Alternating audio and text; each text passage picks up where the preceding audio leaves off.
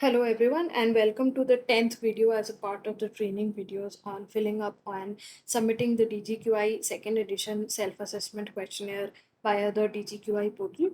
In the series of videos, we are giving a walkthrough of the DGQI questionnaire and the DGQI portal to explain how the questionnaire is to be responded using this online portal. In the last 9 videos, we have given a walkthrough of the questionnaire in brief, and we have explained how each and every section in part A, which was to be filled at the ministry level, needs to be answered. From this video onwards, we'll be explaining how the sections in part B, which is to be filled in for each scheme or each non-schematic intervention of the ministry at the scheme or non-schematic intervention level, needs to be filled up. In this video, we'll be covering part B, section A, which is data generation. So to start with, we go to add part B button on the top of the homepage. Then we select the scheme for which we are filling up this self-assessment form for. This drop-down menu will show as many schemes as the ministry has, because we are taking up a demo case where the ministry had only one scheme. There is this drop-down is only showing one scheme right now. So the ministry is to select the scheme for which it wants to fill up the self-assessment questionnaire for and start filling up part B, section A. Coming to section A, data generation. So this section contains the questions regarding data generation capacity of the ministries, trying to measure the ability of the ministry to efficiently generate useful data and collect it at highly granular and near real-time levels. The first question under this section asks whether the data requirements of the scheme are well defined and documented. So data requirements essentially refer to basically the indicators or the data points for which the scheme needs to collect data. So are these requirements well defined and documented or not? Are these indicators somewhere documented or not by the scheme division? That needs to be answered. If it is well documented, then the ministries can select, the scheme division can select yes. If it is not documented as of now, the scheme division can select no. The second question is the next question on these data requirements. So once these data requirements are laid down, the next part is to start collecting data on them. So the next question asks whether on these data requirements is the data being collected, for example, and this has been separately asked for all inputs, outputs, and outcomes. For example, if the ministry is collecting all types of data on its input data points, then it will select yes. So inputs can contain data on human resources, data on financial resources, data on any other activities being undertaken by the ministry. Similarly, if the scheme division then is collecting data on all the outputs of the scheme, whatever the results of those activities are, then again it can select yes. And finally, if the data is being collected on all the outcome data points. So for example, if the scheme division has, let's say, 10 outcome data points or indicators defined for the scheme, but right now it has data capture mechanisms available only for 5 of those outcomes. The remaining 5 they need to collect data on, but due to various constraints you're not able to collect data on them, then you can select partial. If you're not able to collect data on any of them right now, then you can select no. Or partial, as we have said. Partial if you're collecting it partially, no if you're not collecting at all, and yes if you're collecting it at all the outcomes. Finally, after requirements getting laid down, after data getting collected, this data then needs to get reported somewhere. So is this being undertaken digitally or not is the third and the main question that lays down the focus for the next few questions. So this essentially means if there is a digital MIS for the scheme or not, because if there is a MIS, then the MIS must be being used for reporting all the collected data in a digital manner. The ministries can select yes if they have a MIS, digital MIS, following which some more questions will appear in this data generation section. However, if they are only collecting data and reporting this data on paper-based methods, that is, all of this data is only on paper, to which in the previous question you mentioned, yes, it is not available on a digital MIS, then the ministries are to select no. If the ministry select no, then there will be no further questions in the data generation section to answer. If the ministries select yes, then then the scheme division.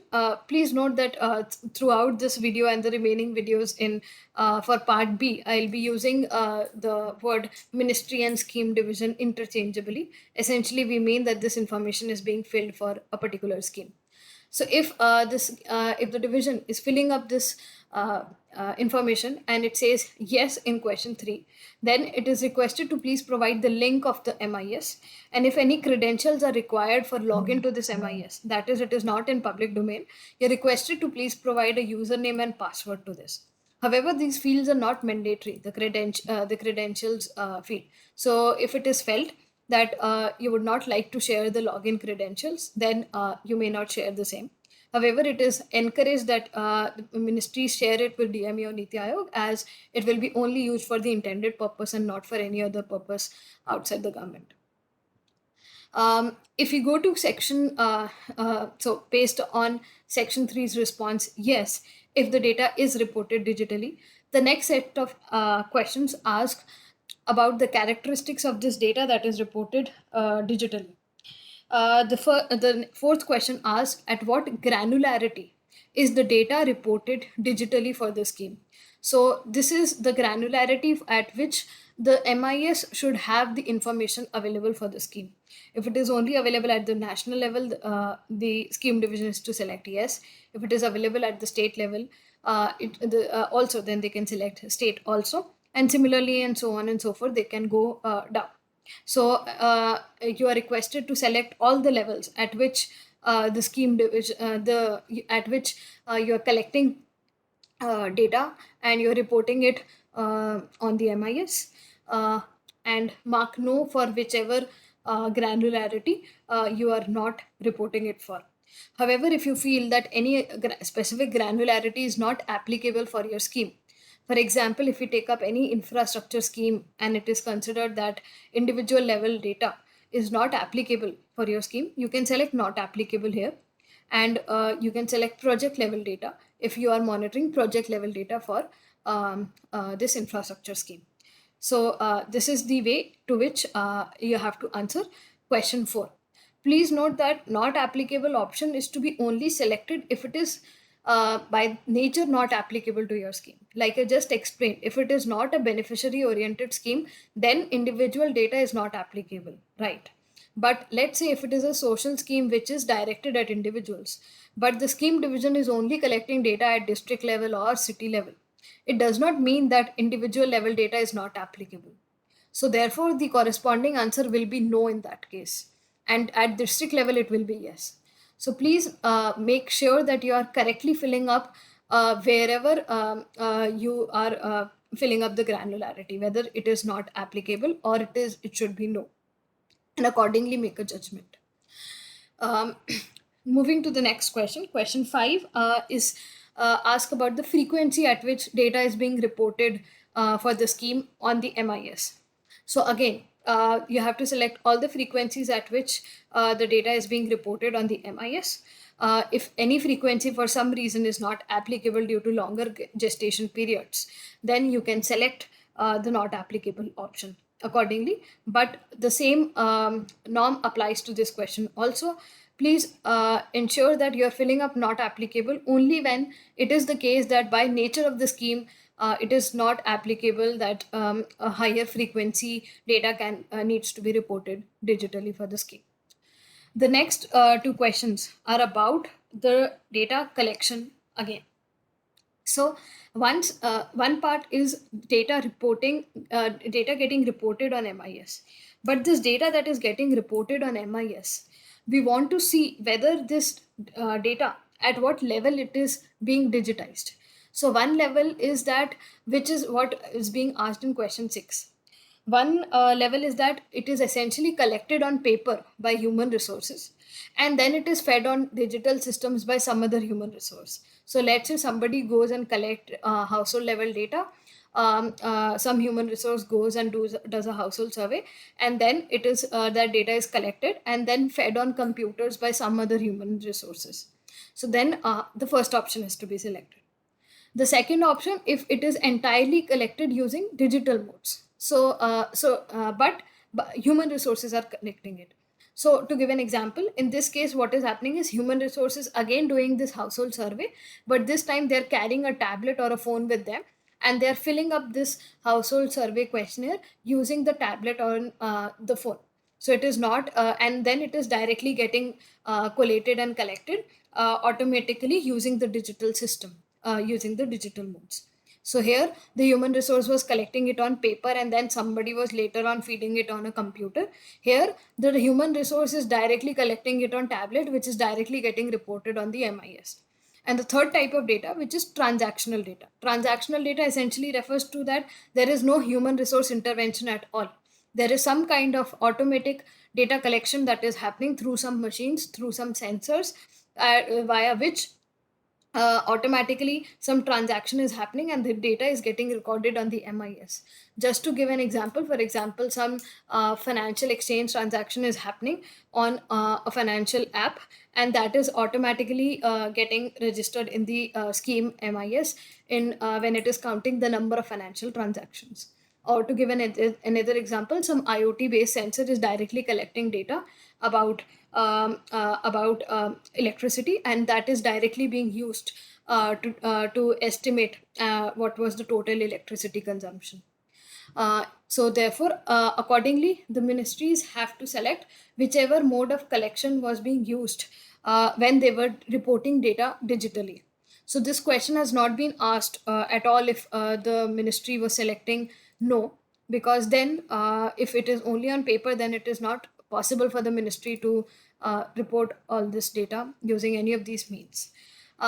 If the question further, if the response to question 6 is the second or third option, that it is either being collected using digital modes or it is transactional data, then the seventh question asks if while using these technologies, while using these latest measures of collecting data very quickly and also very good quality data, are any other technologies also being used to further enhance this data quality right at the generation stage? For example, you're collecting this data using digital modes and you are using CAPI surveys, then you can select yes.